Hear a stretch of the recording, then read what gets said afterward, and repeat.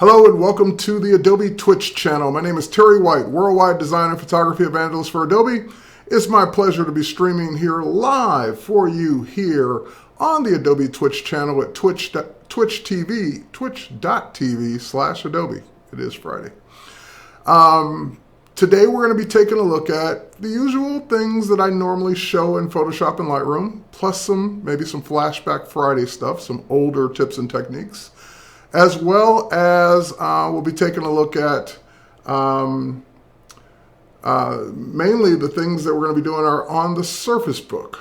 So I have a Surface Book here, one of Microsoft's newest notebooks. That's also a notebook / tablet. So we'll take a look at how that all works. So with that said, if you are joining the stream for the first time, welcome. And know that the Adobe Twitch channel runs about 17, 18 hours a day from 7 a.m. Pacific time till midnight Pacific time, 7 days a week, and yes, even on holidays. So I've seen people stream on holidays because, of course, it's not a holiday, same holiday in every country always. So we always have people streaming here. We always have people doing creative things here. And for those of you who are here specifically because you wanted to see me do things, I'm here on Tuesdays and Fridays from 10 a.m. Eastern or 7 a.m. Pacific time till 9 a.m. Pacific time or noon Eastern, Tuesdays and Fridays. So today is Friday, so we'll be taking a look at the things that I'm going to show. Now, we had been doing for the last 3 or 4 of my episodes, 3 episodes, we had been doing an intro to Adobe Muse CC. And we had almost finished that up. The only thing that was kind of left that I was going to show was showing the upload capabilities and hosting and all that. So we'll come back and do that on another day. And of course, even if you miss it, you can always catch the replays either as video on demand here at twitch.tv/Adobe/profile. That'll take you right to the recordings. Or you can go to, and I'm behind on getting them updated. I promise to get them done this week. But also my YouTube channel, which is terrywhite.tv. If you go to my blog today at terrywhite.com and read about my internet connection, you'll know why the uploads have been delayed. But anyway, so with that said, thanks for joining me here. And if you are watching the video on demand or the replay, then you'll know that this was a live show, and therefore I talk to people during the show that are here live. So I see people just to my left here in the comments. If I see something that I need to respond to, I do. If there's a question I can answer, I will. We also have moderators here that are moderating and answering questions behind the scenes. So sometimes I'll see a question, then I'll see someone else answer it, and then I'll just keep going because I don't need to. Now, if you're watching this and saying, hey, that sounds pretty cool to be able to interact live with the presenter, then join us live. Join us live here at twitch.tv/Adobe, and you can participate in the chat, and you can participate and ask your questions and let us know what's going on with what you want to know as far as this is concerned. Or whatever the topic is this concerned. So with that said, today is going to be about Photoshop in Lightroom CC, which I've shown at least a few dozen times here on the Twitch channel. Today we're going to be taking a look at some techniques and tips and things along the way this is going to be kind of, maybe a little bit random because I found all the files that I want to show, but I don't have a particular order or demo script or anything like that. So I'll just be going through things, showing you tips and techniques. Some things you may have seen before if you've watched me before, some things you probably haven't seen, or unless you've been watching me for a long time, because like I said, I did find some files that as I was going through a folder, I was like, wow, I haven't shown that in years. I got to show that. That'd be pretty cool. So there will be some Flashback Friday stuff to show as well. Outside of that, I'm going to start off with the hardware portion of this. Hey, Rufus, how's it going? I'm going to start off with the hardware portion so we can get that out of the way. We might come back to it at the end, but what makes this a little bit more challenging is I want you to be able to see my Surface Book screen nice and clear and everything, which means I need to plug it in so you can see it on Twitch. But I also want you to be able to see the hardware itself and how the screen detaches and how it works. So I have a camera pointed at it as well. So we're going to do all the detaching and talk about all that first, get that all out of the way, then connect the display back up so that you can see the Photoshop and Lightroom portions of it mirrored on the Twitch stream, so that way you can see everything nice and clear as far as the tips and techniques are concerned. But know that if it wasn't for having to stream this over Twitch, then I could just leave it detached, or I could work on it in my lap. I could do, use it like on my arm and use the pen, and do anything I wanted to do as far as just using it like a regular tablet or laptop. But because of the hardware constraints with the stream, I got to kind of keep it in one place so you guys can see it. All right, so with that said, let me go ahead and switch over to a better view so you guys can see everything. And so what you see right now is you see the camera pointed at the screen, and then the actual backdrop picture of actually one of my shots of Horseshoe Bend is the actual mirror display of the Surface Book. I've got it actually plugged in via a mini display cable. Now, I'm going to detach it for a second, and therefore the big screen is going to go away because I'm detaching it and it won't be connected anymore. And that's one of the things that is a little bit interesting about the way the hardware is set up, is because the DisplayPort connection, meaning to connect it to an external monitor or the stream in this case, is actually on the base of the unit. So when you detach the tablet, you don't have that external display capability because it's built into the base, not the tablet. So just keep that in mind. So I do have I think I have another camera set up, so when I do detach it, we can at least look at it from a camera perspective, or a different view. All right, so the Surface Book, and let me move my camera over just a little bit. So the Surface Book itself acts like a laptop in its basic configuration. So there's a hinge on the back to move the display. It's got the Surface Pen, which has a magnetic feature on it for, let me just make sure you can see that. You can. Magnetic feature just kind of a little bit of attention to detail so you don't lose it. In other words, I can just kind of magnetically attach it to the side there so that it's always handy, and I tend to not forget it that way. I've actually gone on trips before with the Surface Pro, and actually forgot the pen because it wasn't attached. So with that said, it's nice to have it, a magnetic version of it. Now, it's got two USB ports on the side here, USB 3 ports. I've got a mouse plugged into one of those. It's got a display port, mini display port on the right side, where I've got a HDMI adapter connected to that so you guys can see it on Twitch. The Surface Pen works just like a stylus on it, so I could launch applications. It's pressure sensitive. I can use it to do my retouching, which I'm going to be doing, and you'd be able to use it as your mouse, use it as a stylus, use it as a tablet, pretty much like I tend to do on my regular stream with my Wacom Cintiq. So we're actually doing all the work on the display itself. Now, there is a button here that once you press it, it will, there we go, once you press it for a couple seconds, it will then go into the ready to detach mode. So as soon as I detach it, it's going to disconnect from the dock and therefore disconnect from the video out, and therefore you then won't be able to see it on the big screen. So I'm going to switch to a camera view that allows you to see it when I detach it, and it's just a matter of, hang on, I didn't do it fast enough, so it reconnected, sorry. There we go. So it just detaches, and you'll notice that it said auto rotate is on. So that means that right now I'm using this as a Windows 10 tablet that can work in both portrait and landscape view. So as soon as I go to portrait view, all my taskbar items show up at the bottom there, And as soon as I go into landscape view, it reorients and everything shows here.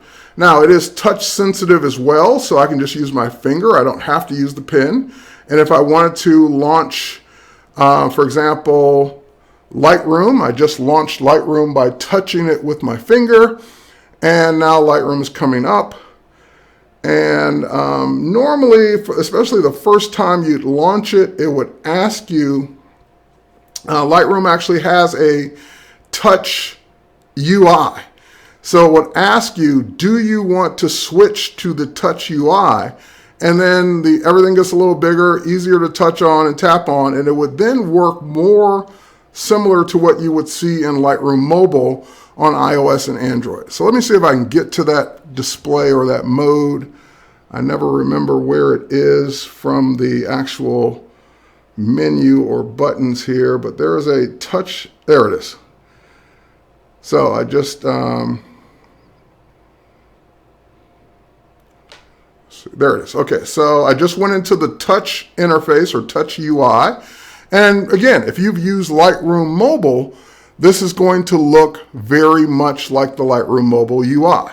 So for example, I can go into the crop tool and I get my finger to crop it any way that I want. And keep in mind that unlike Lightroom Mobile, we're actually working on the real photo on this device. This device has, this particular one has 128 gigs of storage. And so that image is physically on this device as a raw file. So this isn't about smart previews or anything like that. We're actually working on the real photo. So that's one advantage that the Surface products have, is that they are Windows computers and not tablets running iOS or Android. So therefore, you're actually working on the full versions of the applications, even if the application itself has a touch UI. So I can go back to this view, the film strip view. I could tap on a different photo. I could go into my adjustments or my presets. And again, this is all acting and looking like Lightroom Mobile because I've taken it into the touch UI. I can get out of the touch UI and go right back to the regular Lightroom, full desktop version, full everything, full UI, and work with it that way. But this one is more finger friendly, and therefore you have the ability to go in, for example, let's say I wanted to adjust the exposure a little bit. It's nice big buttons for me to grab with my finger or the pen and work that way. If I wanted to mark that as a pick, I should be able to mark that as a pick. Oh, hang on. There we go, we're in it. There we go. So same UI, up and down. That's why I was thrown for a second, because it is the same UI as Lightroom Mobile. So if I want to go to the star ratings, same thing, swipe up and down, and I can get to the ratings that way as well. Star ratings, and we do want to make that a little bit more than a 1-star photo. And of course, then you have your presets as well, and you can choose any one of your presets or effects. So if I go to the effects, or actually let me go to my color ones there, and we do process 3. There, it will give it the process 3 effect. Now, of course, all of this is non-destructive in Lightroom, just as it always has been. So now, if I get out of the touch UI, now I'm back to regular Lightroom where I've got access to everything. So I can pinch and zoom on the photo, I can move around, and I could even use the pen, the Surface pen, to do things like the spot removal tool, and I can tap and get rid of spots in a photo just as I normally would inside of Lightroom. And again, keep in mind, I'm holding this at a weird angle with one hand, so it's a little challenging that way, but you get the idea. So I can pick these up, move them around, tell it where to choose from. I could even use the brush size slider, make that a little smaller. And we'll go here and we'll just simply say, get rid of that stray hair. And it will apply that brush stroke as well and get rid of the stray hair. All right, so there we go. And again, I can still change the size of that stroke after the fact. All right, so this is one of the advantages of the Surface Book in general, the Surface product line, is because I am working with a tablet. I am detached. I can bring up a keyboard if I ever need one at any time. Let's see here, I'm on the I'm on the handwritten version of the keyboard. Let's go to the regular keyboard. I can bring up a keyboard at any time, type if I don't want to use a Bluetooth or attached keyboard. And I've got the power port here, and one more thing I was going to show, but apparently it's not on this one. Okay, never mind. But I've got the ability to work with this as a standard 10-inch tablet that I can hold, walk around, do everything with. It's got the Wi-Fi built in, storage built in, RAM built in, processor built in. So it's doing everything from the device without it having to be docked. Now, the other thing, interested in the Surface, what Creative Cloud full version apps too robust to run on the device question? Well, there's nothing really that's too robust, meaning that I'm running, like I said, full versions of Lightroom and Photoshop right now. The only thing where it might become an issue, and this would be an issue with any laptop, is or any standard laptop, I should say, is when you get into the video apps, the video rendering and all that and the storage also might be an issue, depending on the size and model of Surface you buy. How true is the color on screen? The color is very true on screen. Now I'm doing this weird bluish effect on it, but if we go to one of the other ones, let's go to one of the other photos and let's zoom back out. That color is pretty much dead on. That's the way I expect that image to look. So I'm not having any color issues, Winter07. Do you have pressure sensitive on the brush? John52240 asks. Yes, you do. So the brush is pressure sensitive on the Surface Pen if you're working with a tool in your application that takes advantage of pressure sensitivity. All right, I think I got all the questions that I saw. If I missed your question, here, let me go back and look at these. We can still do all these things on the regular computers, right? Yes, I think I answered that already. In case I didn't, yes, you can. Yeah, like retouching things, and we're going to be doing that as well. So again, don't let the touch mode of Lightroom throw you. I went into that mode because Lightroom offers that mode. You don't have to use that mode. If you want to just use the standard UI in any of the applications and not use the touch UI, you absolutely can. So I'm not in the touch UI right now. I'm in standard Lightroom, the same as it would be on any other desktop computer. Laptops and rendering video is always it's that give and take situation. You want to be portable, but you also want to weigh less than 3 pounds, but then you want the fastest processors and the most storage and the biggest everything, and usually you can't have both at the same time. You can have a pretty beefy Core i7 Surface product, or you can have a bigger laptop that has more weight to it, but more processor to it and more storage to it, and so forth and so on. So it just really depends on what your needs are. If you're the kind of person that's going to be rendering video all the time, full time, this is probably not your product. If you're an artist or designer or someone who wants to be on the go, take a laptop with you, be able to work with the full versions of the applications in a tablet form with a built-in touch-sensitive and stylus-sensitive screen, then this may be something you want to look at. So it just depends on your needs. If my primary job was video all day long, then I probably wouldn't do this. I wouldn't do this on the Surface because I'd want something beefier to render video all day long. But for everything else, it would be great. All right, so with that said, let's see here. I can go up here, and I'm going to exit Lightroom for a second, and we can also launch Photoshop. So I'm launching, again, full Photoshop CC. I'm in the detached state of the Surface. And in this case, I'm also, at this point, I can open up any files I want. Let's see here, open recent. And what do I want to work with here? I can still use the right tool, that is. Now the pinching and zooming is not working on this one like it should, but it should work. Dun, dun, dun, dun. That's weird. All right, not sure why my pinch and zoom's not working, but everything else is. So actually, let's view this at a fit window.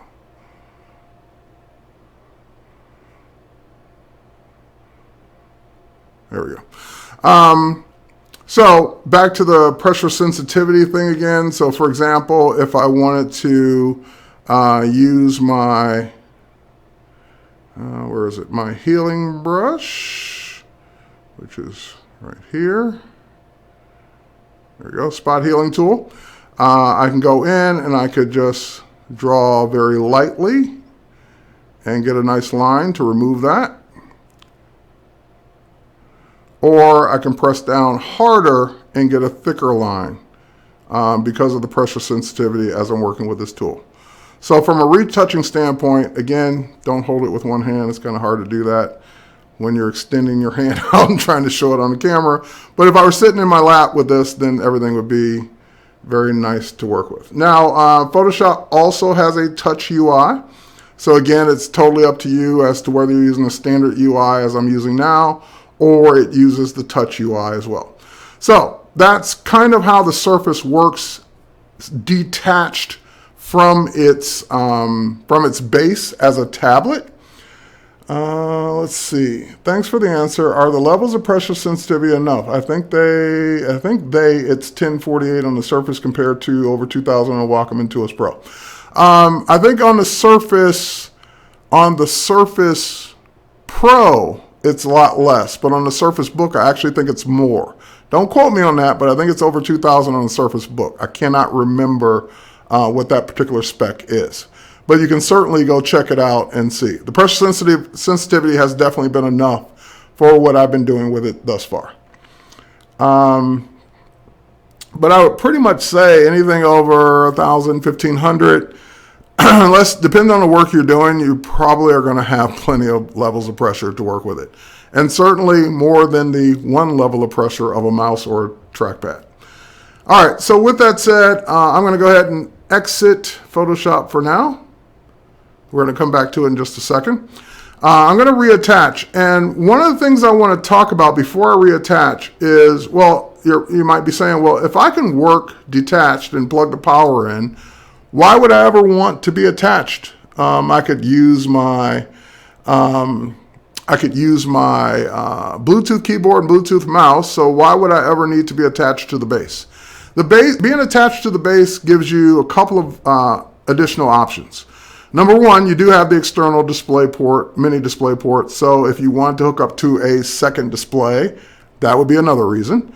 But there's a bigger reason that's actually inside the base itself. Besides the trackpad and keyboard, you actually get the GPU. There's a GPU acceleration in the base.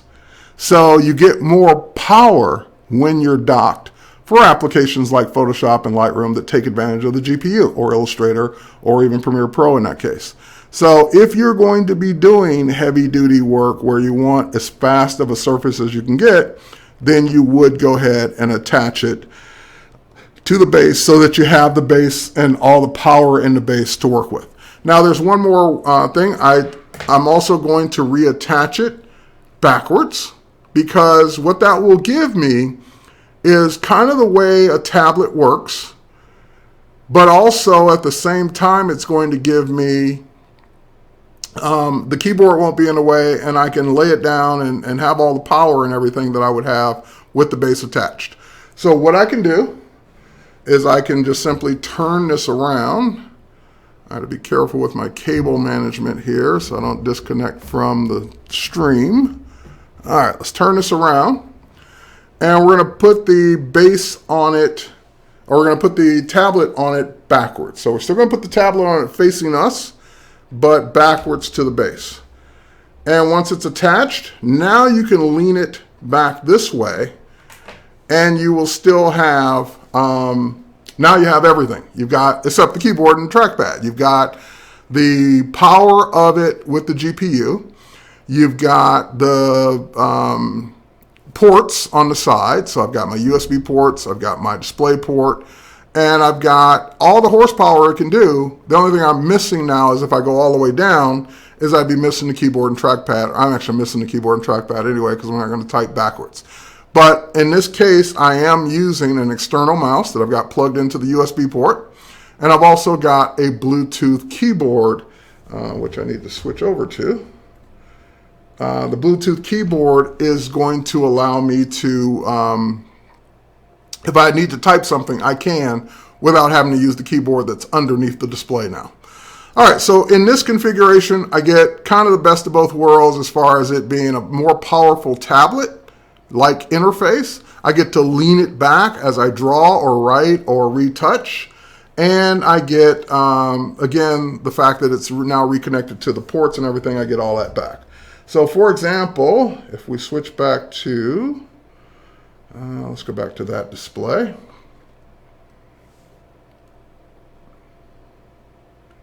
There we go. So now we're reattached. So now you should be able to see it full screen as a display on Twitch. Oh, and one more thing. Let me reconnect the power. There we go. Power's reconnected now. And so now I can rock and roll and do everything I want to do in its tablet form. Now I'm also going to, because again, I'm using this in a more of a weird way, I'm going to lean it down a little bit. I'm going to lean on some books because I can't hold it in my hand and let you see it all at the same time as well. So I'm going to lean it down. I'll lean this camera down a little bit so you can see what I'm doing. I just got it leaning on some books back there so it won't go completely flat as I apply pressure to it. And so yeah, that should work. Okay. All right, so with that said, let's start off again with Lightroom. Here we go. We got Lightroom CC launching, latest version of Lightroom CC that just came out with an update this week with the new guided upright feature. So for example, now the display is also now a smaller resolution only because of Twitch. So for example, I got the display now down to 1920 by 1080. Normally it's at 3000 something by whatever the equivalent is. So it's a high DPI display that I'm now shrinking down just so we can have it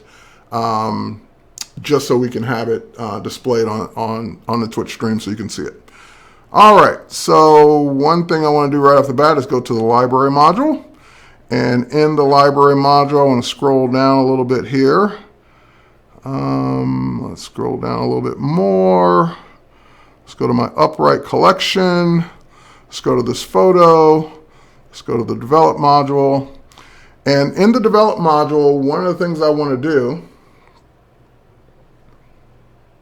that's weird. There was a delay in Twitch. Like I was there. You guys saw it on camera. But it took Twitch a few seconds to display it. Okay, but anyway, I'm here on camera and on this image. And I'm going to go ahead and shrink down the film strip just so we can see it a little bit bigger. Yeah, there seems to be a slight delay in what I do here versus what you guys see. But if you look at the camera, you'll see it happening instantly. All right, but anyway, I've got this image open now in the develop module, and this is a classic example of when you're shooting something and the perspective is off. So the door is kind of leaning in on itself, or the doorway is leaning in on itself. The stairs are a little crooked.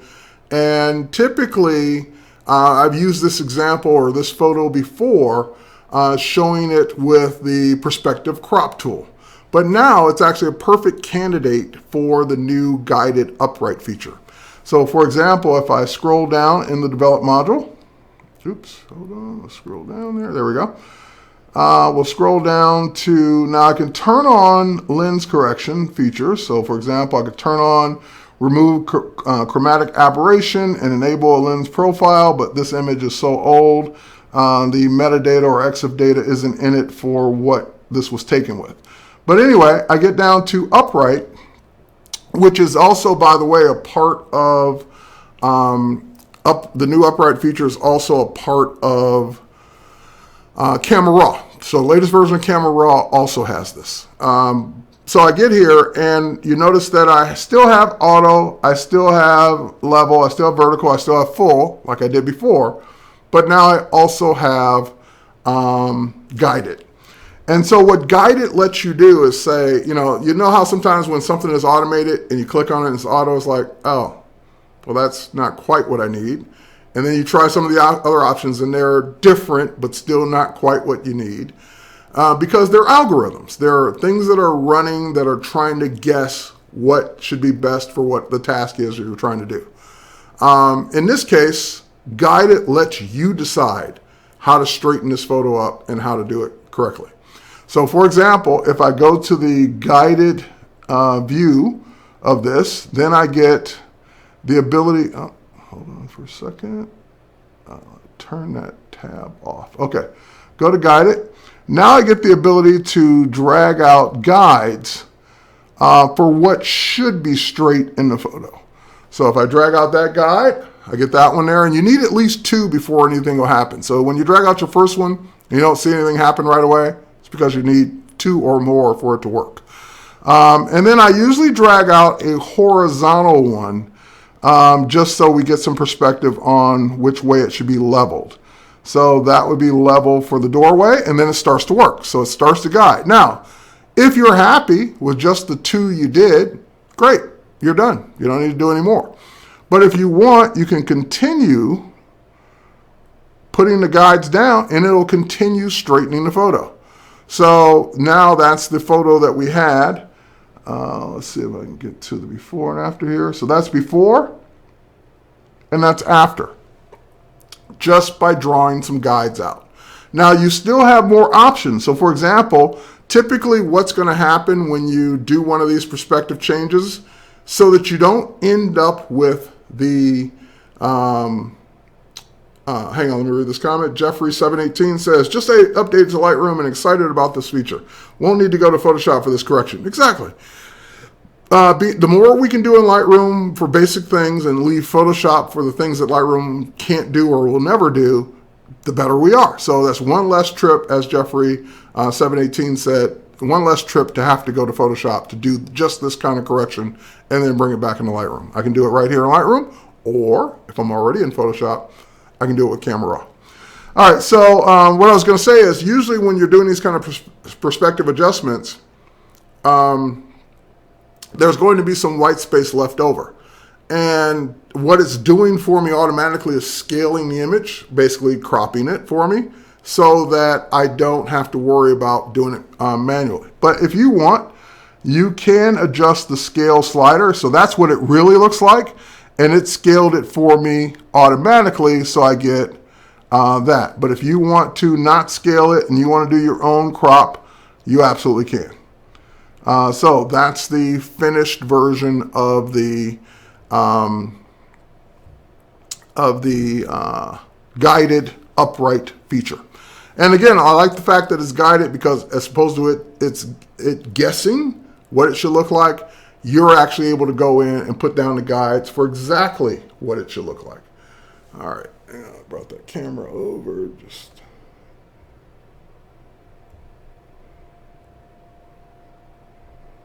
hold on, having a camera issue here. There we go. Okay, brought the camera over a little too far. All right, so and again, that's non-destructive. You can go back at any time, turn that off, readjust it, do whatever you want. So if you're new to Lightroom, any of the adjustments you make are all non-destructive. They're happening in the metadata to this file. Now, this is an old file, so this is a TIFF, but it would work just as well on a JPEG or a RAW file. Again, all being non-destructive. All right, so we'll go back to the library view. And a library view. Now, this is one that I attempted to do last week when this feature came out, and I failed miserably at it because there was some process running on my computer that was slowing down the whole thing. We eventually got there, but it took way too long. So let's try it again. So we'll do the guided, And same thing. We'll guide it over. And you can pick up those guides and move them around if you want as well. And now as far as my horizontal is concerned, I think this should probably be straight. And then it will start to make adjustments, but it's not straight enough.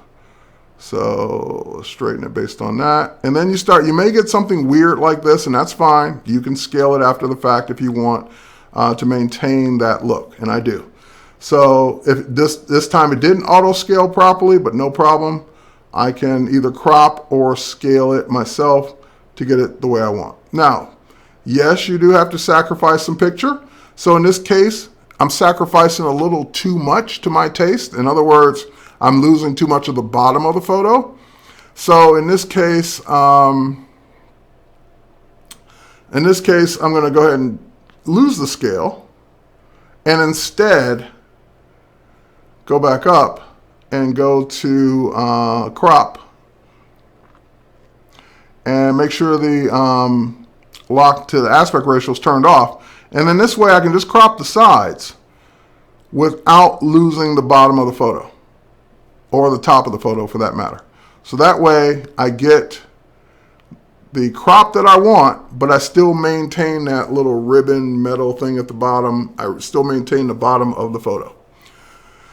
All right, now if we could just get content aware to fill in the crop. And someone said, coming to Photoshop. We did sneak that, that there is a content aware crop feature coming at some point. All right, so stay tuned for that. And I'll be showing it here on Twitch when that feature is available. So that is the guided upright feature, which is brand new in Lightroom CC. And we can go back now. And let's see, what else do I want to do here? Let's talk about panos. So here's a different pano that I haven't shown before. And what I want to do with this pano is I'm going to show you this pano like 3 different ways to do it. And I'll let you decide which way you like better. All right, so first thing we're going to do is I'm going to select all of these images. And I can right click, or I can choose it from a menu, or I can use a keyboard shortcut. Let's use the keyboard shortcut for Control M, which is panorama merge. Control M on both Mac and Windows. So this is a typical problem you get, especially with handheld panoramas, where you're holding it and you're going click, click, click, and click, and you're not on a tripod, and you're not maintaining the plane exactly right. You're going to get all this weird spacing stuff going on. Now, in the past, this would simply mean, oh well, crop it to a nice wide panorama, but I'm going to lose all that sky, and that's going to be pretty much it. Now, and auto crop. So auto crop would look like that. So auto crop's nice, does it for me, does that extra step for me, and it just does it. The next thing is that, all right, you're welcome, Foxotic, and thanks for checking out my YouTube channel. All right, so if I turn off the auto crop, then it goes back to the normal one. Now, another new feature that was recently added to the panel feature in Lightroom and Camera Raw is the boundary warp. So first decision was crop, auto crop or not. That was one choice.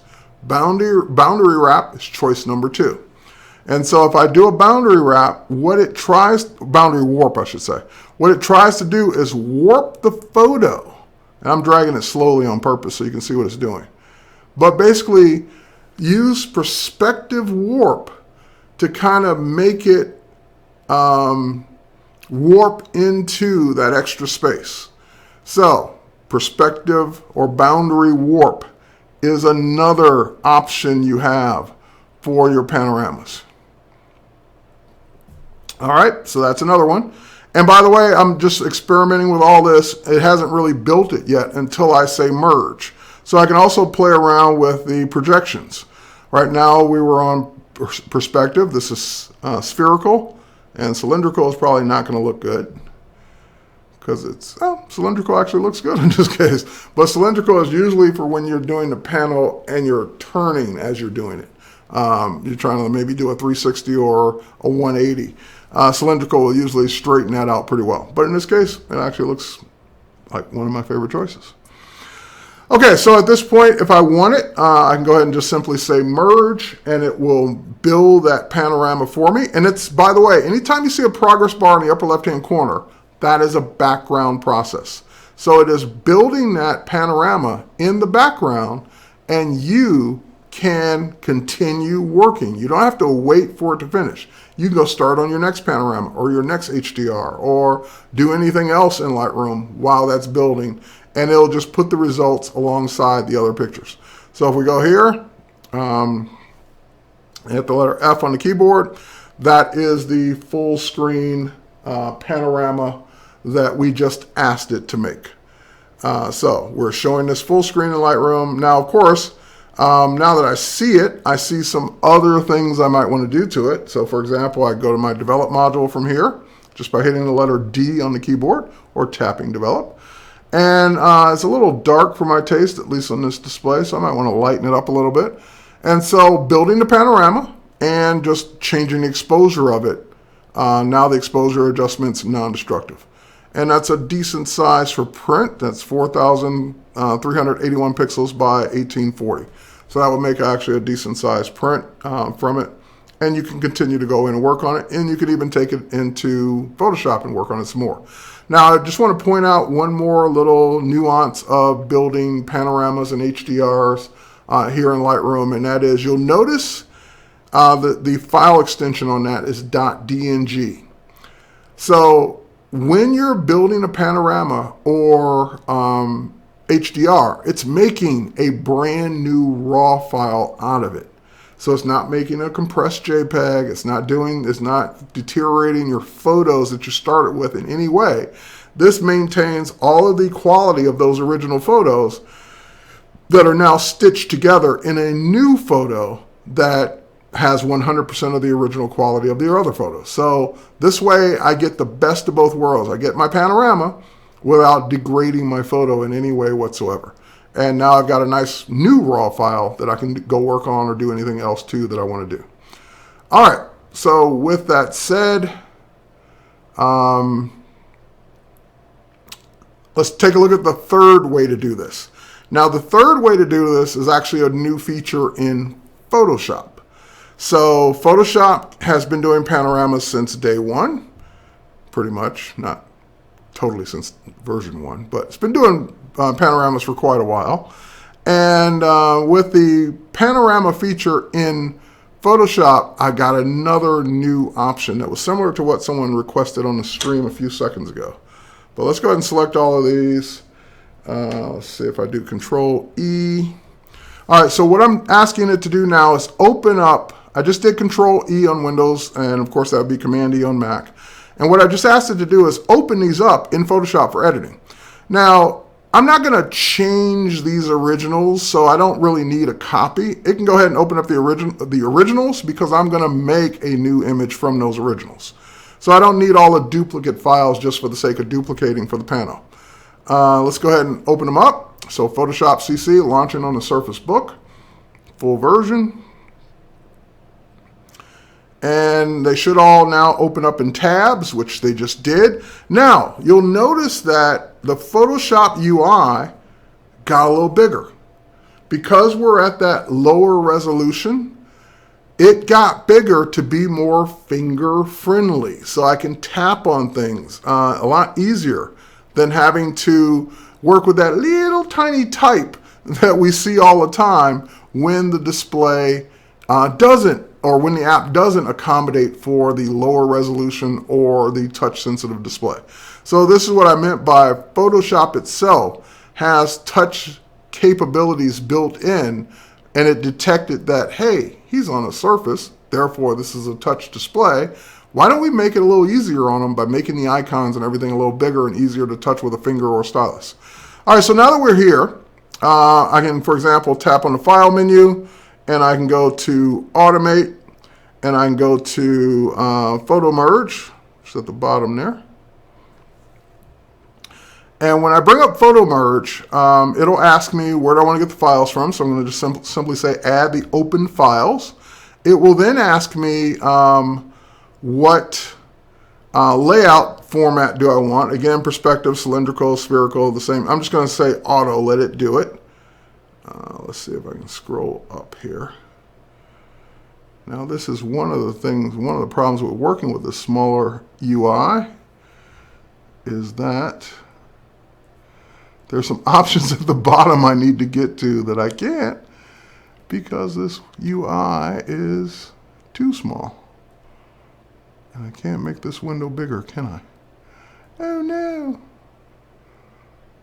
All right, there's a button or option at the bottom that I'm trying to get to, and I don't know that I can at this resolution because this is a non-standard resolution for Photoshop, and it won't let me scroll down to it. Oh no. Okay.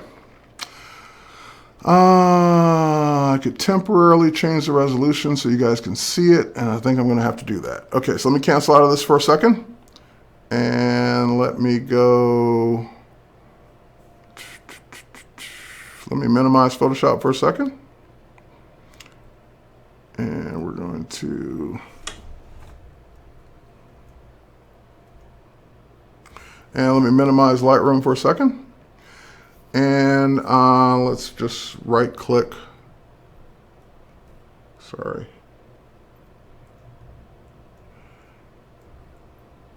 Oh, no, I didn't want to launch whatever Fresh Paint is.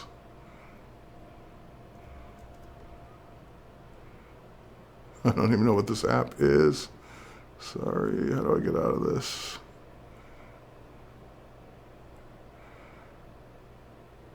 No, I don't want my OneDrive settings.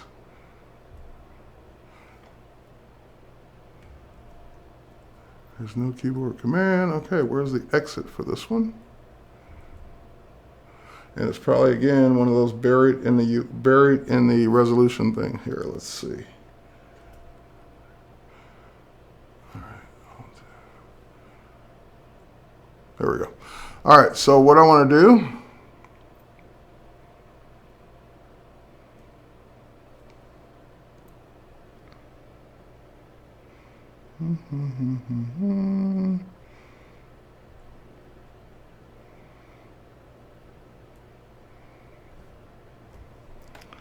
Bear with me for a second, guys. Hampered by this resolution here. All right, got out of that app. And now what I want to do is go to my settings and change the resolution.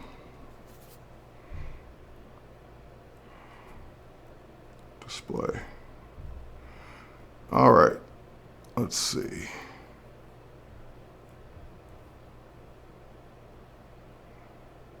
That's just my text. Scroll up a little bit and let's go to advanced. And let's change it to a higher res. Now the 3000 by 2000 is a default resolution. So I need something, and again, you wouldn't run into this unless you were doing what I'm trying to do, which is mirror a small resolution for a stream. If I were working at the standard resolution, this wouldn't be a problem. If I'm working on a big display, this wouldn't be the problem. But it's just that I'm trying to mirror this at the small resolution where the resolution is actually too small for many other things in Photoshop. So let's try, if I go back to this temporarily, let's see what happens. I don't know what's going to happen to you guys is what I'm concerned about. And yeah, see it. Oh, yeah, keep the changes.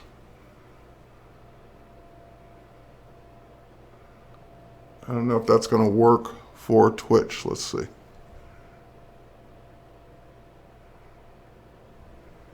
Can you guys still see everything? All right, let's see if that works. Okay, so we'll go back to Photoshop. And so now when I do the automate to photo merge, there we go. So this was the option I was trying to get to, the stuff that I couldn't see at the bottom here. And what I'm going to do is, you notice there's an option now that says, and it may be hard to read at the higher res, but it says content aware fill, transparent area. So I'm going to do it without that option first, and then I'm going to, all right, well, thanks, Jeffrey. I'm glad this is working. Yeah, and John, going to portrait mode would only work if I were detached. So I'm attached, so I don't think I'd go to portrait. I don't know. Now that you got my curiosity up, let's see. Oh, I can go to portrait attached. Okay. Probably because I'm on the backwards version of this, so let me do that. Thanks for the suggestion. I will try that when we go back to the regular resolution if I run into this again. All right, but anyway, I'm going to go ahead and build this while we got everything up and running here. And when I build it with the open files, I'm going to leave the content aware off so you can see what happens. So let's go ahead and say OK.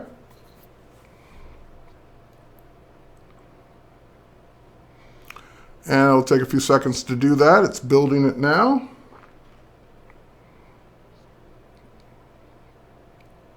And this is what we end up with. All that extra space that we would now grab the crop tool and crop it. All right, I'm going to close this now that you've seen what we used to deal with. And let's go back up and try it again. So automate, photo merge, and I'm going to add all files that are open right now. And I'm going to turn on, just a checkbox, turn on content aware fill, transparent areas. So now we'll say OK. This one's going to take a little longer because once it blends all the photos together and attaches them and stitches them together, then it's going to do a content aware fill on all that empty space. Now, content aware is only as good as the surrounding pixels. So there will sometimes be issues with those surrounding pixels because it's trying to mirror whatever's available, and mirroring whatever's available isn't always a good thing. But look at what it did. For the most part, it got it right. The sky was easy, got that right. The water was pretty easy, got that right. But over there on the right-hand side of the pier or dock or right there by the bridge, it mirrored some things it shouldn't have mirrored or we wouldn't want. So all I'd have to do is just fix those things and I'd be good to go. And of course I can fix those with cloning. I can try and fix them with patching. But like this stuff down here is stuff that I don't really need. So let's try it with a patch. And by the way, it created all of this as layers. So you've got all the additional layers at the bottom if you need to get back to them individually, or you can work with just the one layer. All right, so if I were to go in and let's say I wanted to use the patch tool, I could go in and now the tricky part is just seeing what's here. Okay, so let's see. I could go in and try and grab this stuff that's down here that doesn't belong down here. And part of it's part of that little pier there and part of it's part of the water. So I could try it just dragging it into the water first. Okay, that did a decent job. And just clean it up a little bit here using the patch tool that's in Photoshop CC. And I'd zoom in, do a better job, kind of get it looking better, but just that one patch alone has already made a big difference.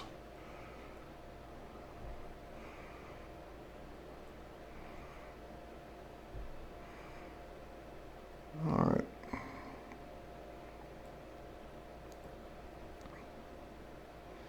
And you continue if there need to be anything else done to it down there. And you basically have your bigger image from your panorama using the content aware fill options that were in the pano feature in Photoshop. So that's one thing that Lightroom doesn't have. Since Lightroom doesn't have content aware fill anything, it's not able to do that type of work. But we can get it done with Photoshop. Okay, so I'm going to close this one. Try and go back to the other resolution. And now that I know if I run into a problem, I can go vertical. Thanks for that suggestion. Or portrait, I should say. And let's go back to the settings, because I want you to still be able to, right now the type is so small, I know a lot of you won't be able to read what I'm doing here on Twitch. So let me go back to the resolution I was at before. Display. Now we can make that bigger. And scroll up. And advanced. Where I can actually pick the resolution I want. There we go. And let's go back to 1080p. All right. Okay. Let's see what that looks like on Twitch. Not sure why there's a lag from what I'm doing here till it gets to the stream, but there it is. Okay, that's a lot easier to see. Okay, so let's go back to Photoshop. And Photoshop readjusted and now brought up the bigger icons for the lower res or the touch display. And what I want to do now is, I want to go back to Lightroom for a second. We're going to come back to Photoshop and do some edits. Let's see what we're doing in time. We got about an hour left. We're going to do some more edits, but let me finish up here in Lightroom first. And then we'll continue editing in Photoshop. All right. Let's do this one. So I've got a situation here where I was just, from what I understand, in Paris shooting the Eiffel Tower. Rarely do you get a good, nice sky. I did capture one. I do have one from my last trip, but this was from a trip 2 trips ago, I think it was. And the sky just doesn't look all that good. So what I did was, as a matter of fact, I think it was like cloudy, about the rain. It was just a weird day. So what I did was I captured this using a bracketed exposure. And so therefore, Lightroom is getting so good, we're running out of complaints. All right, well, B. Dungan, thanks for sharing that. What I did was I captured it with a bracketed exposures so that I could capture one that's underexposed, one that's overexposed, and one that's kind of in the middle. 2 stops different between them. And then I knew I'd always be able to put them together using the HDR features of Photoshop. And of course, now Lightroom has HDR, so I can do it right in Lightroom. But even when you composite or combine the 3 exposures together for high dynamic range, there's usually still more adjustments that need to be done to make it look better. So just combining the 3 exposures doesn't always say, okay, you're finished now, you can move on. There's always usually some more post-production work we do after doing our combining. So I'm going to go ahead and shift select all 3 of these. I can, let's see, how do I want to do this? I'll use my mouse. I'm not sure how I do a right click with the stylus. So I'm going to right click and I'm going to say photo merge, and I could use the keyboard shortcut as well. So Control H for HDR. Now when you do a Control H, by the way, this is a bonus tip. When you do a Control M for panorama or Control H for HDR, it will always bring up this preview first. Unless, let's say you do one and you got 4 more to do. Well, you made your settings, you made your choices, you don't need to see this preview every single time. So if you hold down the Shift Control H or Shift Control M, then it will just do it without bypassing this preview. So it won't waste time generating a preview. It will actually generate the HDR or the panorama based on your last setting. So just by adding the Shift key to the keyboard shortcut. All right, so it aligned those 3 together automatically. It auto-toned them. And again, all this is really doing is just putting the 3 images together. Now, there is a deghost feature that's on none right now, and you can go low, medium, or high. What this is typically for is when something in your scene is moving. Like, for example, if there's a car going by or a person walking through the scene, when you go click, click, click, taking your 3 exposures, or click, click, click as fast as you can, still going to be some movement in the photo itself of whatever it was that was moving, unless it's moving extremely slow. And even then, it's still going to be moving. So what I can do is I can say, show me the, here we'll go to low. It'll have to re-render it, so it's rebuilding the preview. And once it's done rebuilding the preview, what that would have done is taken care of anything that moved. But what if you didn't see it? What if you didn't know what had moved? Well, you can say, show the deghost overlay. And if anything highlights red, and I didn't expect anything in this particular one to really do it, but if anything highlights in red, that's the area that it fixed for you. That's the area that it took care of. Again, there's not really anything moving in the shot for me to worry about, but had there been a plane going by or a car going by, and instead of it being split across 3 frames, it would pick one frame, show you the plane, show you the car, and take it out of the other frames. So that's what the deghost feature is for. So again, if I were doing a lot of these, I would set this all up once, go ahead and merge it, and then from here on out, the ones I did after that, Control-Shift-H for merging the rest of the HDRs without having to go through these settings every single time. All right, so we'll go ahead and say merge. And again, that's a background process, just like panorama. So it will happen in the background. And you can continue working while that's going on in the background. So if you want to do more retouching, want to do more work, switch to another, switch, and it's trying to sync it at the same time. Switch to another image, you could. So I've got this image open. Let's take it into the develop module. Just hit the letter D on the keyboard or tap develop. And now that I'm here, again, this is where we get into the, it's merged, it's better, but it's still not finished.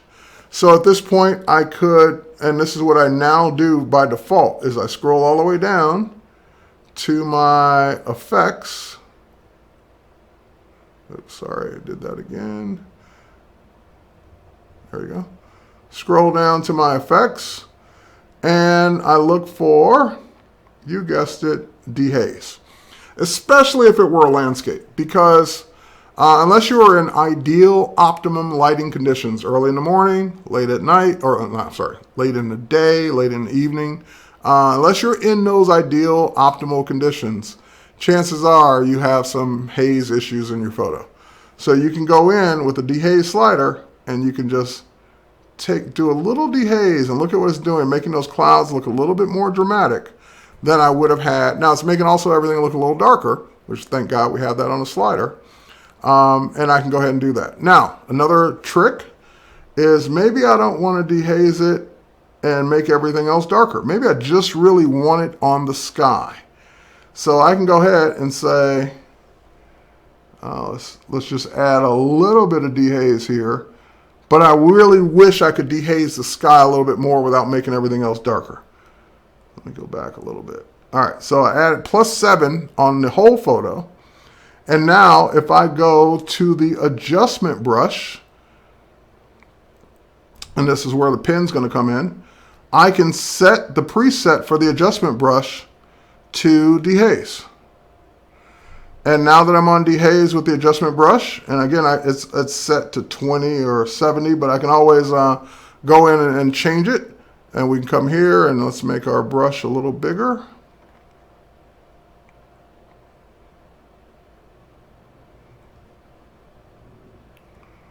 There we go.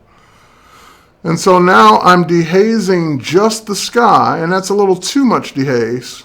And it's auto masking, but I'm selectively dehazing the sky without dehazing everything or dehazing my landscape. Or my city, I should say. So I can get a, and of course that's too much. 70 is too much. I will need to turn it down, but I can once I'm done and once I basically made sure I covered all the areas. And we can go inside that and do that part in the middle. And right up the middle there. All right, so now just dial the amount down.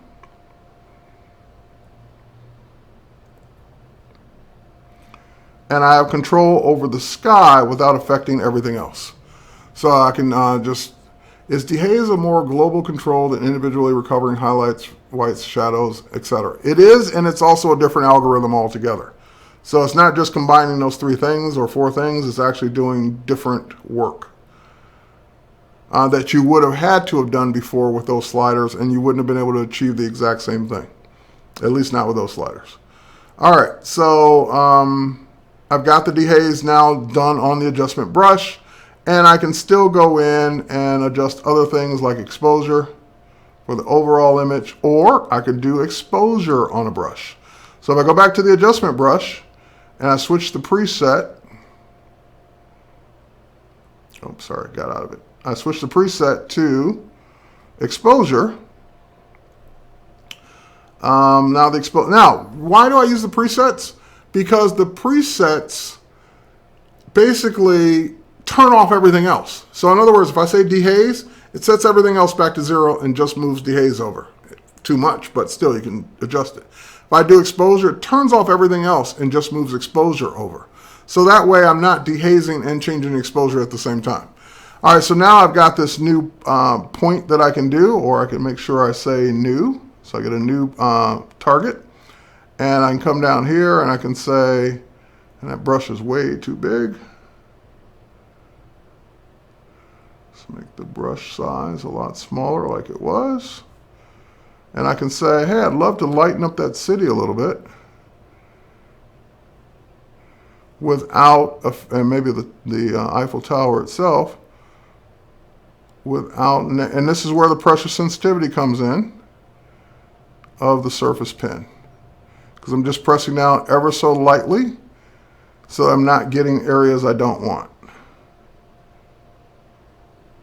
So now that that pen or that adjustment's been done,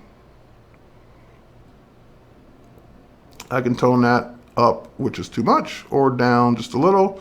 Or if I hold down my Alt key, I can come in and say, oh, you got a little too close to the edge there on that side. Erase it from that edge. Erase it from that edge. I don't want the halo. And maybe erase it from the middle. All right. So now that, and I can let go of the Alt key and then continue to adjust that individually. Now, of course, I can still do all my global things like saturation. There we go. Global shadows, highlights, blacks, whites, clarity. Add a little clarity to it. A little vibrant to it. And I know I'm overdoing it, but I'm just showing you what can be done, and you guys can adjust to taste. Overall exposure for everything or not. And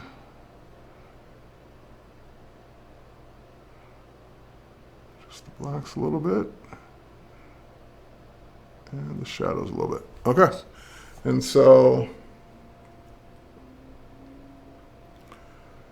going full screen, hitting the letter F. That would be our new HDR with a not so great sky. Still not a great sky, but definitely a better sky than what we started with. All right, let's go back to the grid. And that HDR, again, is a new DNG file. So I'm not sure why that's showing that it's still running that, even though it's done. All right.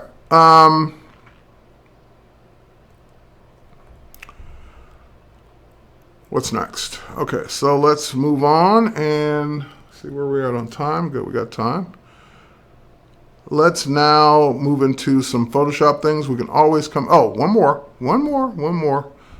thing in Lightroom here. And we'll do this one. We'll do a little selective color. Let's say your task was just to make the strawberries red and everything else black and white or desaturated. A ton of different ways to do that, especially in Photoshop, but how would you do it non-destructively here in Lightroom? One of the ways I experimented with this a little bit earlier, but one of the ways I thought about doing this was scrolling down. Oh, I always tap the side of that because I'm not straight on. But scrolling down to the hue, saturation, and lightness area, where you have hue, saturation, and luminance, I should say. And if you go to saturation, you'll see the other colors that are here. So you'll see the red, the orange, the yellow, the green, and so forth and so on. Well, what if I were to start taking those other ones all the way down? There's not a lot of magenta in that, not a lot of purple in that. There is some blue, so his shirt starts to go. Great. Take the aqua down. Now I can leave the green for the stems, or I can take the greens down. Taking them down doesn't really do that much unless I start taking down the other colors as well. Orange. And if I just leave the red and maybe turn the greens back up a little bit, and maybe even increase the reds, now I've got my desaturated photo with just the strawberries. There's one problem though. You notice his fingertips? That red is kind of bleeding onto his fingers. And so what I'd love to do is not have that happen. And again, because I'm working with a surface pen, I can easily do that now with the adjustment brush. So I can go to the adjustment brush, and instead of exposure, I want saturation. So same thing, saturation is now all the way down to 0. So I'm basically, now I have a desaturate brush. So if I just paint his fingers, and if I'm careful, and there's some up here on his arm, I can go in and easily remove that red where I don't want it, or add it where I do want it, just by holding down the Alt key. So if I took some of the red off the strawberries, hold down the Alt key, make my brush smaller. Let's make the brush size even smaller yet. Or zoom in, hold down the Alt key, and add that back in. Oh, it looks like I didn't take that out, it was taken out with the other process. All right, but there we go. So now I've, again, got a non-destructive edit that took away the color out of the other areas of the photo that I didn't want it in.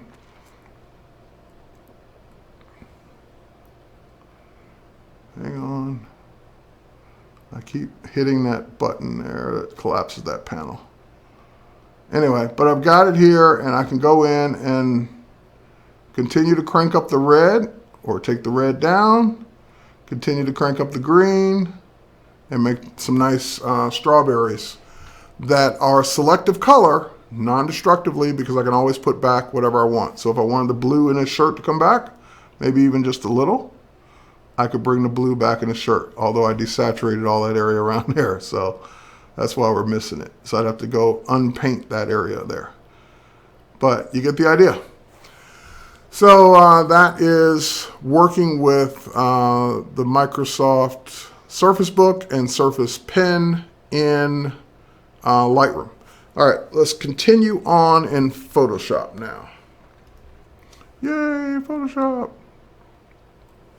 All right, one of the things I want to show, if I can find it here, not that.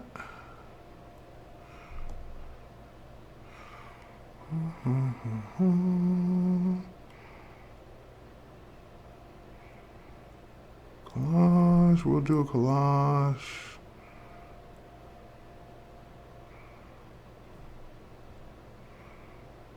Yeah, we can do that. Look at all my tips and tricks.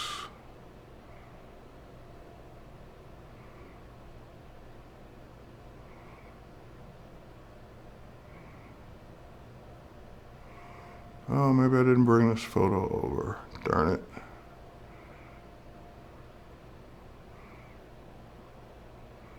Oh, bummer. All right, hang on. Let me see if I can find it real quick and I can sync it over. And that way we can see it.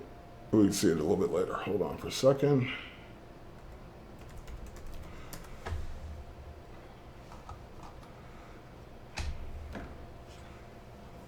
I got 3 computers here, so I'm moving stuff back and forth. Okay, so we might see a little creative sync going on at the same time as well.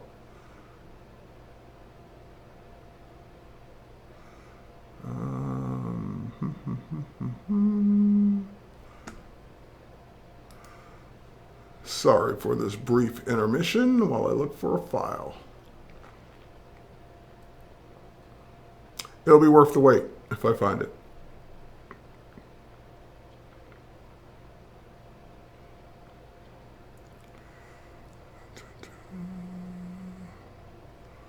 All right, let's see here.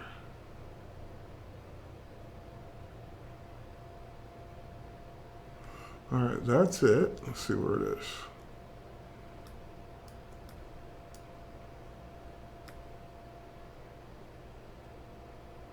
Oh, should already be there. Okay, good. I don't have to copy it. Ah, I know why it's not here. Because I haven't added it yet to Lightroom. All right, so here's what we're going to do. We're going to go to this folder where I've got some images that I want to bring into Lightroom. Or not. Let me make sure I know where that is. Microsoft Demo. Ah, wrong folder.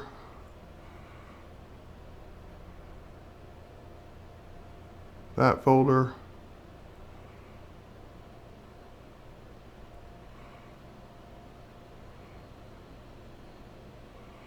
All right, I'm going to drag this folder into my Lightroom area here, and it'll bring up the import dialog box. And it says it's all there. Oh, they are there already. Okay, never mind. That would be one way you can do an import, by the way. So if I just say add these images in, they're already on the drive. I can say go ahead and import them in, and it will import that one missing photo there. But the one I need is supposedly already here. Let's see if I can find it.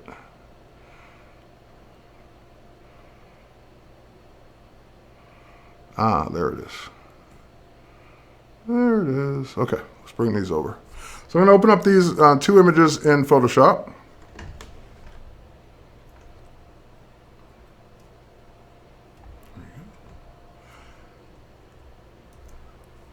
And again, Photoshop's or Lightroom's going to ask me, hey, do you want to work on a copy of these, or do you want to work on the originals, or what?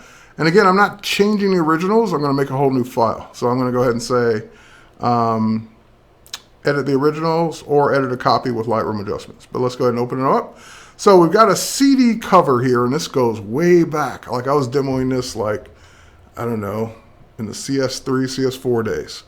But anyway, I'm going to go ahead and say Control A for select all, and then I'm just going to copy this. So Control C or just copy it.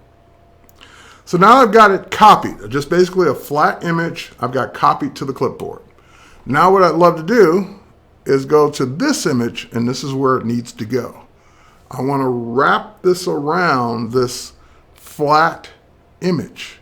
Now, I've taken the liberty of doing a couple things. I've created a blank layer for my new flat image.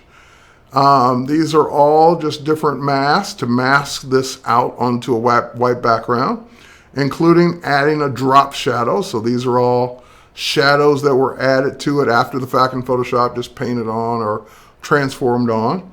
And white background, that's the original image. So it's basically the original image put on a white background with shadows. That's all it is. Then if we go up, we've got the original layer. I'm going to bring up a feature in Photoshop either you've never used, you haven't used in a long time, or maybe you use it every day. But most people have never used this feature because it's not really self-explanatory, and there are not a whole lot of reasons why you'd need it, except for when you're doing design work like this. So what I'm going to do is go up to my filter menu, and I'm going to come down to the very popular, very cool, but not widely used vanishing point.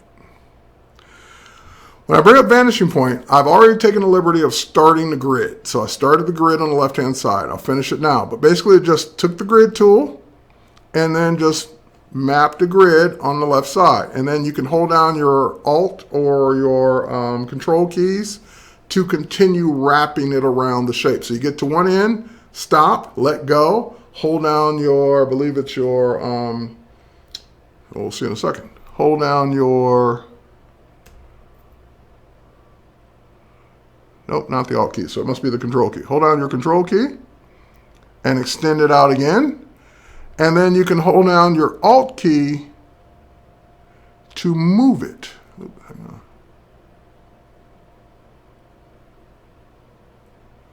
If I can get it in the right mode. There we go. So I can swing this around. So I can swing this all the way around 360 degrees. So this allows me to continue wrapping that grid around my object. So I didn't quite extend it out far enough, so I let go of the Control key and just extend it out a little bit more. So now I've got the grid completely wrapped around all the little corners and nooks and crannies around the CD case. And that's just using the grid, holding down your Control key to move it or extend it.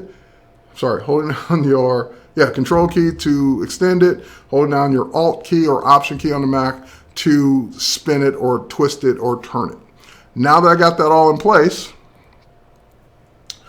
I can select the whole thing or just deselect. And now I'm going to do, remember we copied the cover? That's why we did that first. Because there's no import into this. There's no other way to bring something in other than copy and paste. So copy what you want to bring in first. Then when you get here, all you have to do is Control V, Windows for paste, and that brings it in. You're saying, well, wait, Terry, that didn't really do anything. It didn't really do anything yet because I haven't interacted with the vanishing point.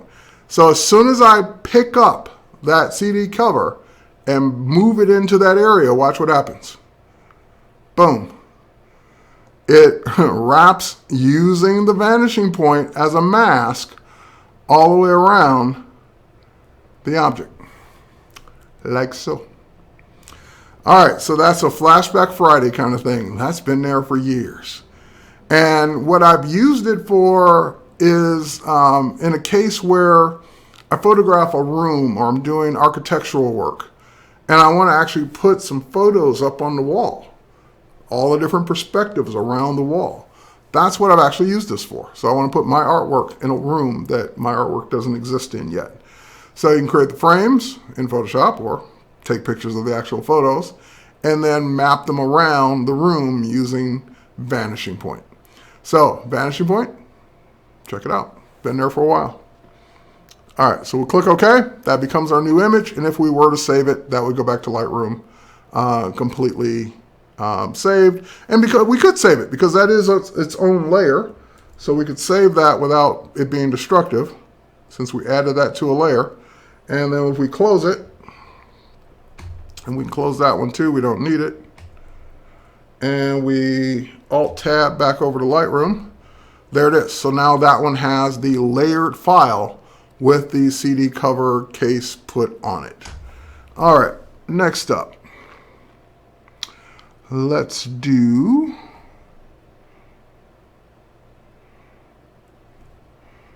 to this one.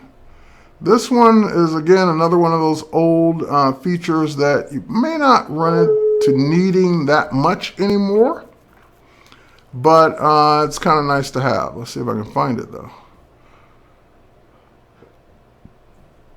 Oh, that's not it. And it should be here, actually. Why am I not seeing it? Not there.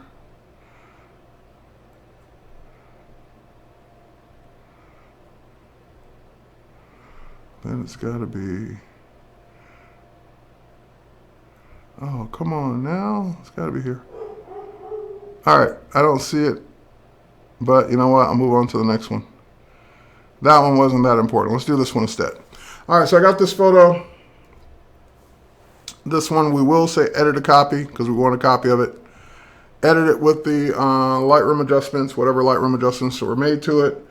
And we'll make it a little bit bigger. And we got a typical nice, really great review of the filter. Definitely perfect for design graphics. Yes, Jeffrey, 718. That's one of the reasons it was originally invented. It got a lot of buzz back in the day when it was first shown, but you know, typical, you only show the shiny new things, and rarely do we go back and spend time showing things that have been there for a while. But it's a nice filter to check out. This is going to be another one of those that's been there for a little while, at least, and this is one that I do like to use on a regular basis, and it's the Content Aware Move tool. We've got the scene here. I'm assuming it's a stock photo, so I have to assume mom and son. Mom's walking the dog, and we love to bring them a little closer together. We love to fill in some of that space in between. Now, when you're going to do these kind of operations, you got to look and see, well, which one is easier? Moving her and her shadow, or moving him and his shadow? The problem is his shadow is being cut off by the edge of the photo. So I'd have to make a new shadow for him if I really wanted it to look realistic. So in this case, it's probably easier to move her. Now, I already made a copy of this, so yes, you can go ahead and duplicate the layer if you want to, but since I already made a copy, I'm not worried about destroying it because I have a copy to go back to. So I'm just going to go ahead and switch over to the Content Aware Move tool. And again, using the Surface Pen, I can outline her perfectly. Just kidding. Doesn't have to be perfect. And don't forget her shadow. And don't forget the puppy. Now that part under the arm I don't really need because I'm just moving her. I'm not really cutting her out. So that part under the arm will transform by itself. All right, so now I've got a nice selection of her made and her shadow and the puppy. The only thing I'm going to want to make sure I do is that when I move it over closer to the kid, I want to make sure that that horizon line of the grass and the trees stays in place. The tricky part for that is because the bottom of the selection is touching the bottom of the photo, it's going to want to keep snapping to the bottom. I've run into this already. And so I'm going to do one more thing to make this a little bit easier. I'm going to make sure transform on drop is selected. That way, when I move it over, if it's not exactly aligned, I can use my cursor keys or arrows to move it up or down. So I'll pick it up and see it's snapping. So as soon as I move it down a little bit, it snaps to the bottom, and that's not what I want. So no problem. I can pick her up, move her a little closer, and if I need to move it up, or actually it kind of worked out that time. If I need to move it up or down, I can. So that would be too high. And I'm moving her down, just hitting the down arrow key until I get it aligned the way I want. Once I get it aligned the way I want, that's what Transform on Drop now does in Photoshop CC. You had the Content Aware Move in all the way back to CS6. But what you didn't have is the ability that once you move it, freeze, let me make adjustments to it first, and then go. So now I'm able to make these adjustments as I go. So for example, if I wanted to scale her down a little bit or rotate, I could. So I can make her a little smaller. And again, now I got to move her up again. There we go. Or rotate or anything else. I can do that before I actually do it. Now what does Content Aware Move do? It says I'm going to take what you selected, I'm going to let you move it to a different part of the photo, and because you're moving it, it would leave a hole of where she used to be. I'm going to automatically fill that in with Content Aware Fill. So once I hit accept or enter, it will then do that process for me. So moving her over and then using Content Aware Fill to put her back in place. And now she is still selected. So if you wanted to put her on her own layer, oops, hang on. Control J, and that will put her on her own layer so that she's now there on a layer in that spot, or duplicated on a layer. She's still in the background, by the way, so you didn't save that. But that allows me to do that one extra thing. Now, I can see a couple spots that kind of got left behind. So again, we'll switch back to either the spot healing brush, and we'll make our brush a little bit bigger with the right bracket key. And we can go in with pressure sensitivity and kind of patch those areas a little bit, or we use the patch tool. Just kind of blend them in, make them look a little bit more random where she used to be. And no one would know she used to be there, but you know because you just saw it. So therefore, you're going to want to probably fill those in, even though no one would notice, unless they'd seen the original. All right, so that is Content Aware Move with transform. Transform on drop. All right, so we'll go ahead and close this one. Close that one. Save, no.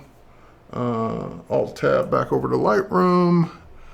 And I've done that one before, so let's go in. Let's see what else is in here.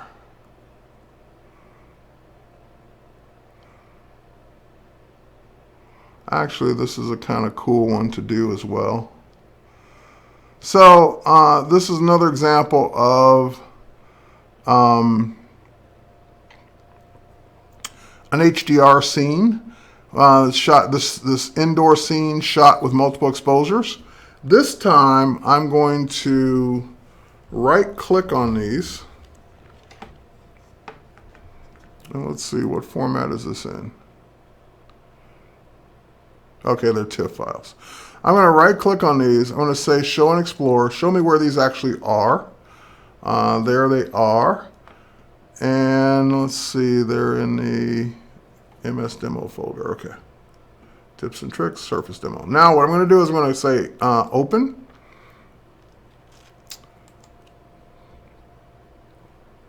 And we're going to go to my Creative Cloud Files folder where I'm keeping all of this. And tips and tricks. And surface tips and tricks. And there they all are. But I'm going to open them. Let's see if I can do this.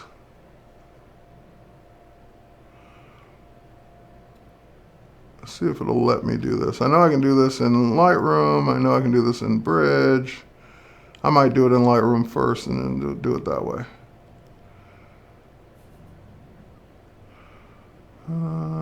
So many formats, so little time.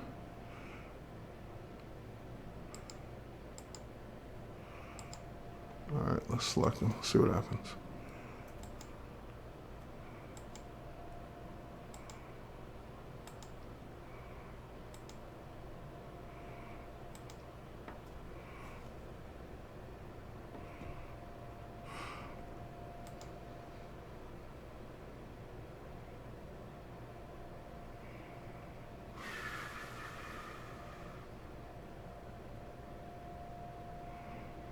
Yeah, I don't see, of all those options, I don't see what I want.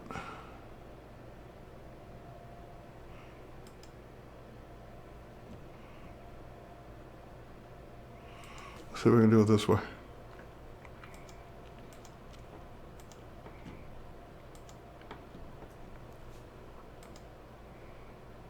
Oh, that's not what I wanted. Okay, never mind. I want to open those in Camera Raw. Which normally, and that's one of the pain in the butts of trying to do this in Photoshop, is that you would have to choose the open as raw option in the open dialog box, or use Bridge, or use Lightroom. So since they're already in Lightroom, I'm just going to use Lightroom for this. So question the person's asking, something we covered a little bit earlier, why is the big screen display lagging?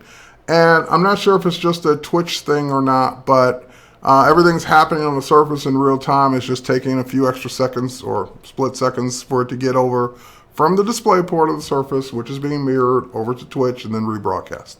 That's the only thing I can think of. Not sure, since I've never done this setup before, why that lag would exist. All right, but anyway, let me go back to Lightroom. And I'll just do it here. And I'll do it here and I'll open it in Photoshop. How about that? Let's do it that way. So let's do our merged HDR. And I'm just going to do Control-Shift-H so that it does the merge and doesn't bring me the dialog box. It just does it. And when it's done, it will bring me the new file, which is right here. Okay, so now that I got the new file, now I can take that new file over to Photoshop. So I'll just do Control-E. Edit this new DNG HDR file in Photoshop. And now that we got that open, what I want to do is correct a couple of things. I want to adjust it from a non-destructive adjustment sake using Camera Raw, but more importantly, I want to use the new guided upright, which is a new feature in Camera Raw. So let's, first and foremost, let's go to filter and convert for smart filters. Yep, I know that. Thank you. So I converted that layer into a smart filter layer, and now we can go to filter, camera raw filter, and that will bring it up in camera raw. Okay, so now I can go in and make all the standard camera raw type adjustments for this. And you'll notice that camera raw, yay, finally has the dark UI. Yay. Hey. Okay. Anyway, so if I wanted to adjust the shadow areas a little bit, and adjust that, and add a little bit more vibrance and clarity into this. And okay, so I've got this adjusted the way I want. Now, one of the new options that came out in Camera Raw is this new transform button here. And in the transform button is where we get our new guided upright. So if I tap on the last icon here, that will give me the guided option. So same thing, just like I showed you in Lightroom. You've got to give it at least 2 guides so it knows how you want to make the adjustment. So first guide I'm going to do is along this column here, which is absolutely not straight up and down. So we'll do it there. All right, and again, nothing's going to happen until you give it at least one more thing to align on. So I can do it across this beam across the middle here. And now it will start to make adjustments. You can keep going unless you're happy. So I can say, you know what, I love this side of the wall to be adjusted as well. And then now you get into a crop situation, which is fine. But now I've got the, or crop or scale. So if you don't care about any of this stuff, which I could lose some of that stuff at the bottom, then I could also just simply scale it up. Or I could just say okay and crop it, your choice. All right, so now that I got that in place, kind of got everything aligned the way I want, click OK. And now that becomes a non-destructive adjustment based on the Camera Raw filter, based on an HDR that came from Lightroom. Alrighty, next up, let's do a little portrait retouching in our last 20 minutes here.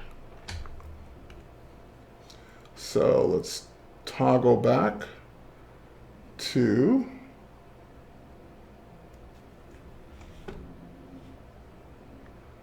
one second there. All right, let's toggle back to Alt-Tab, back to Lightroom. And I've got Justina here. We've got some Justina photos. Again, that one photo we made the crazy adjustments to in Lightroom earlier. I don't know, let's take this one for example. So I'll do my typical workflow, but this time we'll do it on the surface. We'll go over to the develop module with it first. There are some things I like to do while, even if I know I'm going to Photoshop, there's some things that I like to do in Lightroom first. So for example, one of the things I love about Lightroom's general presets is there's a general preset called Sharpen Faces. And as opposed to just going into Photoshop and using Unsharp Mask or Smart Sharpen, I like the sharpening that's built in here, number one, because it's non-destructive, and number two, Sharpen Faces is using the masking feature of the non-destructive sharpening to protect skin. So it's not over-sharpening her skin, but it's sharpening other details such as her eyes and jewelry and lips or anything that's not skin related. So it's more of a smart sharpening.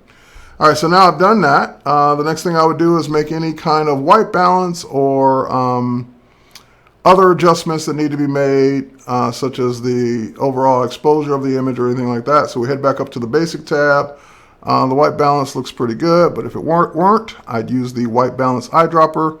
I would tap or look for something that is neutral gray. There's really nothing neutral gray in this photo. She's basically wearing black. It's a black background. I could try the little silver studs on her outfit. Let's see what that would do. There's actually a gray one there. That might work. And yeah, that warmed it up a little bit. All right, so that worked. And then, of course, if I needed any exposure adjustments, I would do that.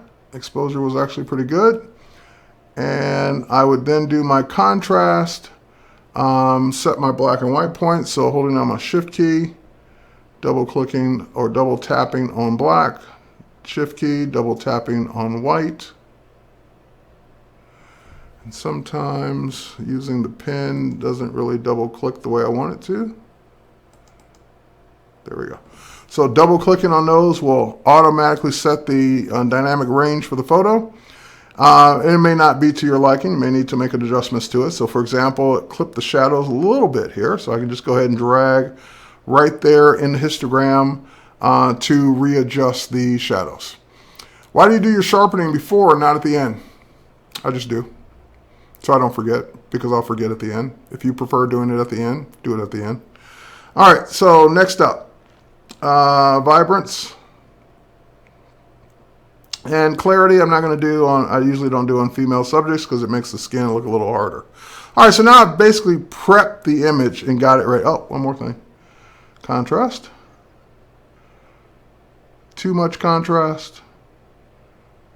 Something maybe right about there. All right, so now I got the image adjusted the way I want. Now I can go ahead and hit Control E for Edit in Photoshop. That'll take this raw file over to Photoshop and open it up. And here we'll take our zoom tool.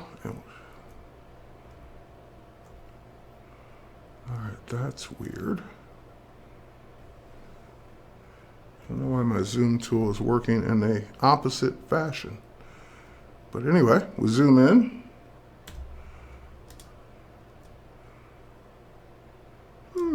All right, spacebar, we can pan around the image. We can see all the little things that we didn't see when we were zoomed out, like that stray hair going there. And again, this is now where having full Photoshop on the skin looks a little yellowish. Then pull back on the vibrance. Looks fine to me.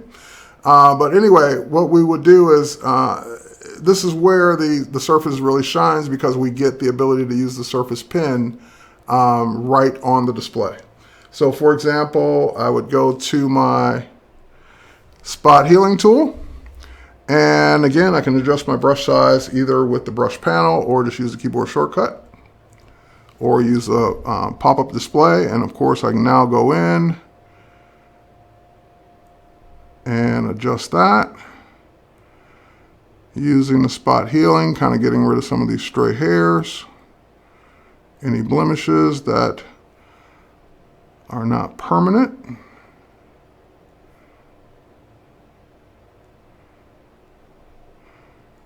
And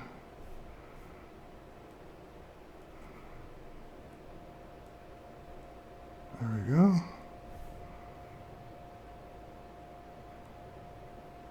And you got to remember, retouching or any kind of work, basically in Photoshop in general, is to the eye of the beholder, to the person that is working on it. So the last thing people are going to do is agree on anything that someone is doing in Photoshop. So the person that said, hey, it looks a little too yellow to me, or it looks a little this to me, or that to me, I respect your eye, and I would assume on your photos you would make them look exactly the way you want them to.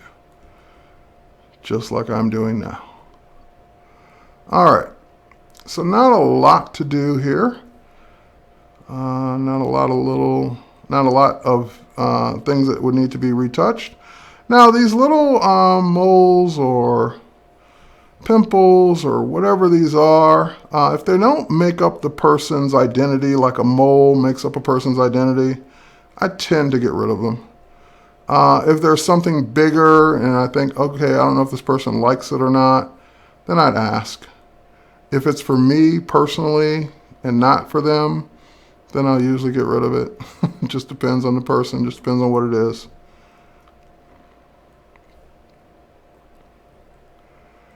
It looks like just a highlight there. All right.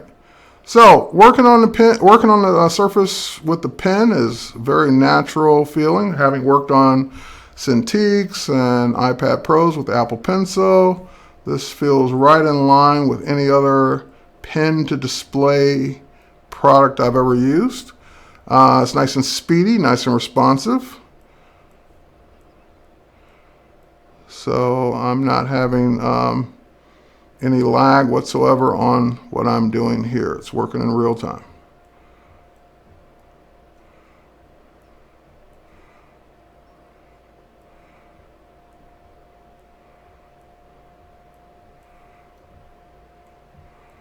If anything, I need to clean the screen so I'm not retouching the little marks or dust that's actually on the display itself.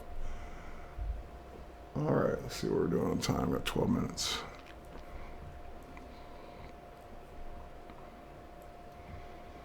All right, so once I've done my quick look at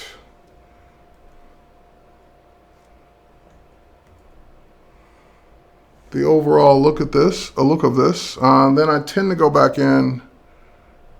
I just have no idea why that's doing that.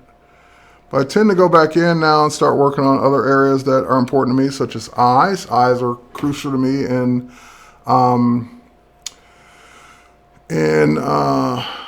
any kind of portrait retouching I'm doing. So I tend to like to use the sharpen tool now that the sharpen tool has become usable.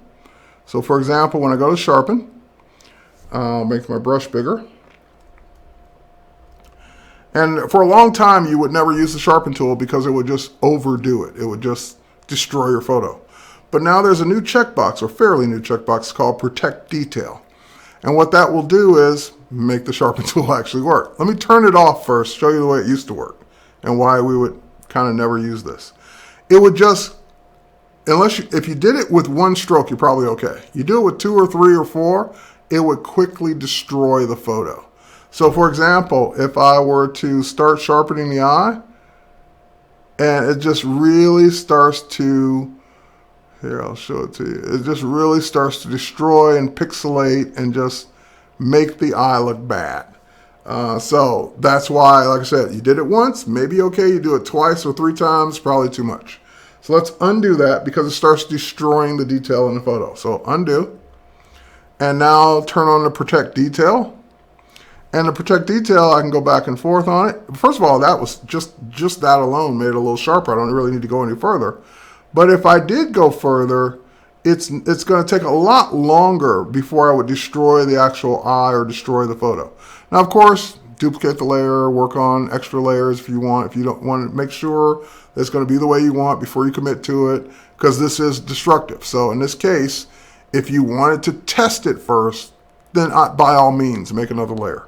But for the purpose of this demo, I tend to not work in a lot of layers, especially not layers that I'm going to keep, unless I'm going to keep them. So text layers, compositing layers, I absolutely keep those. But for stuff like this, I tend to just do it.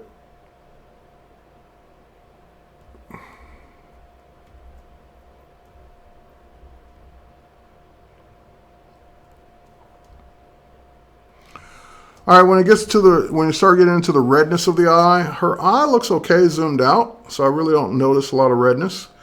When you're needing to adjust for redness, there are lots of ways to do it. One of my favorite ways, well, first I'll try the patch and healing brush tools. Usually I'm probably not going to get what I want with those because they're relying on the surrounding pixels to be good, and a lot of times the surrounding pixels aren't good. In her case, it'd probably be okay because she doesn't have a ton of redness to deal with. The other way to do it is just simply paint away the redness with the natural color of her eye on a new layer with about 20% opacity or pressure of the brush, paintbrush. That's an eyelash dipping down into the eye. We can go ahead and just take that out anyway. Yeah, her eye is not in too bad a shape.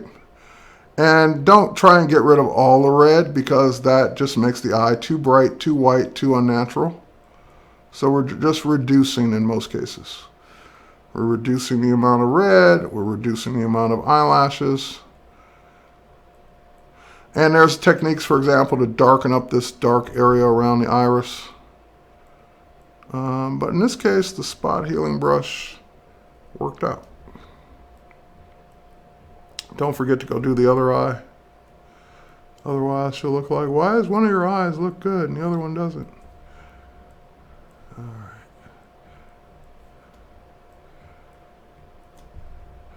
And the more you zoom in, the more you'll see.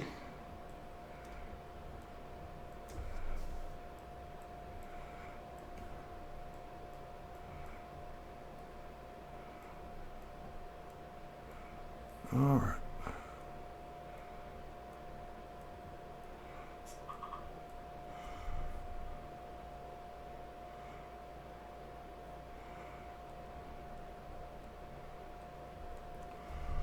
Okay, let's see how we're doing here. Jeffrey718, glad you're liking the session and it helped you make up your mind.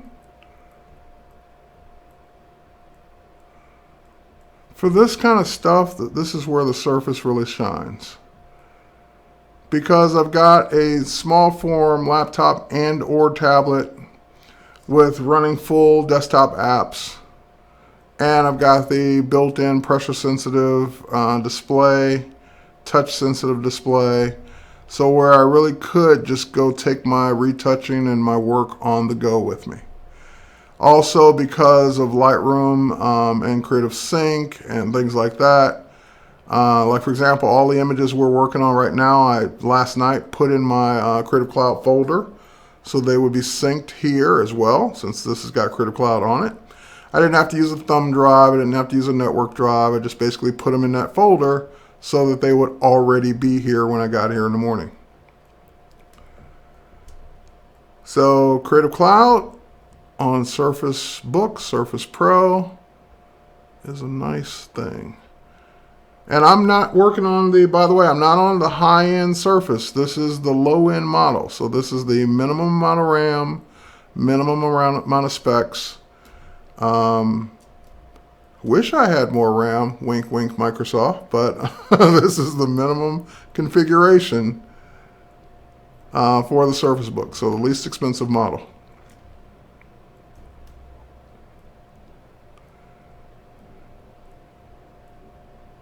So it only gets better from here, is what I'm trying to say.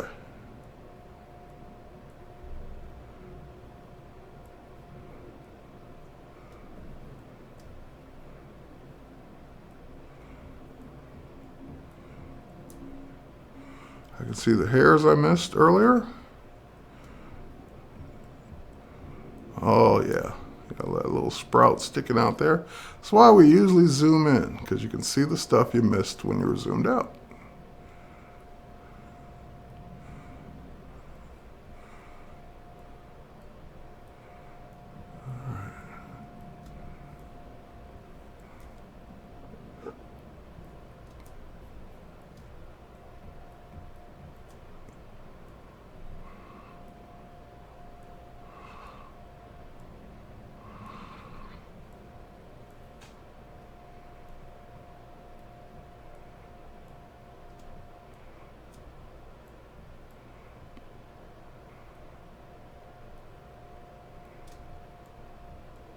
Now all I'm doing is just holding down the space bar as I want to pan around and then letting go of the space bar when I'm ready to use the tool. So I'm not switching back and forth between tools. Space bar, pan, find something, let go of the space bar, I'm back to the spot healing brush. The zoom usually works that way too, but for some reason it's not. All right. Okay, so I could keep working, but I'm pretty much ready to go. Let's do one more thing real quick. What do we got left? 4 minutes, so let's do one more thing. Let's duplicate this layer. Let's set the layer mode to luminosity, the blending mode to luminosity. And then we'll switch over to our dodge and burn tools. So we'll go to the burn tool, make the brush a little bit bigger so we can see what we're doing. And this just adds a little bit more contour and depth to the photo, so I typically do this as a finishing touch Just take the areas that are already dark, make them a little darker using the burn tool. And it doesn't look like you're doing a whole lot because you've got the layer blending mode set to luminosity. But you are doing something, trust me. Let's go to the dodge tool. Same thing, make the brush a little bigger. And this also helps if you need to lighten the eye area, you can. That's why I usually save that step to the end. There we go. All right, so it looks like we didn't do much, but here's the before, here's the after. Just a little bit more defined, a little bit more detailed image. All right, and if you want to keep that layer, you can. I usually don't. And then we'll save it. And then we'll close it.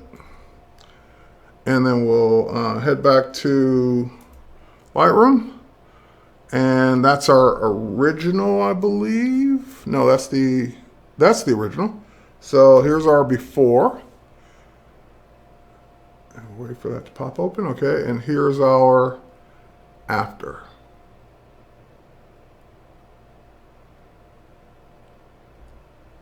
So before and after.